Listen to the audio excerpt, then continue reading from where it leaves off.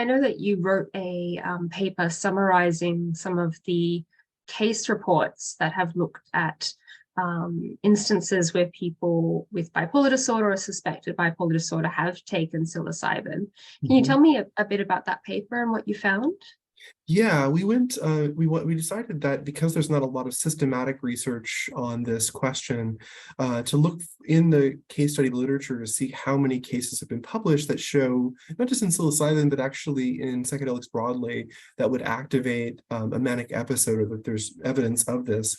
There's some interesting research out there on epidemiological research, as well as studies done with ayahuasca in South America, where case studies are looked at to see how many people actually do develop either bipolar disorder or get a manic episode activated, or psychosis. And what we found was there were definitely cases in the literature, although we were not overwhelmed by them. I think we really expected to find, if not, dozens or hundreds or something of this.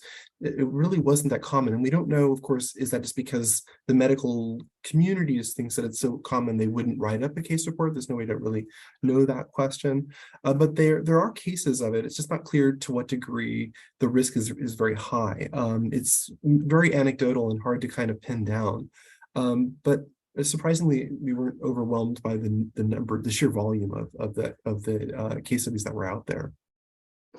Now, for people watching who might not be as familiar, can you maybe explain a little bit about what a case study is and how it might help flesh out our understanding of psychedelics for bipolar disorder, but also what some of the limitations of this type of research might be? Yeah, that's a great question. So what we know sometimes is, so a case study is essentially where a group of professionals who see a case that either surprises the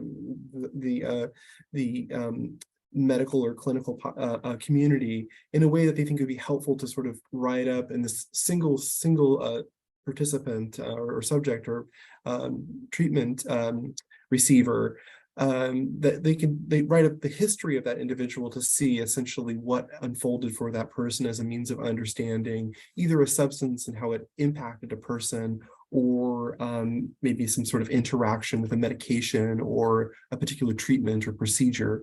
And so what we found was in the literature, most of what we find are examples of this are recreational use, almost entirely recreational use of a psychedelic that then seemed to kick off a manic or psychotic episode of some sort that was concerning. And so that's really what we were interested in looking at, as well as cases that might have been in more underground community treatments that involve like psychotherapy assisted treatment of a particular using a psychedelic and psychotherapy together to treat like depression or something like that created a manic episode. Those were, I don't remember us finding any like that actually that looked like that. Almost all the examples were of recreational use and of polysubstance use, and not just taking psilocybin but something else at the same time and then something happening after that.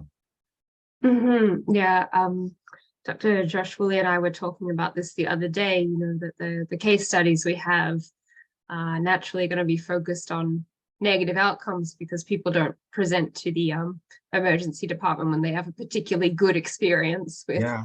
psilocybin. But it's still interesting to see the potential risks outlined like that. Yeah, it's interesting. There's such a bias in medicine and in clinical psychology to focus on the negative rather than the positive.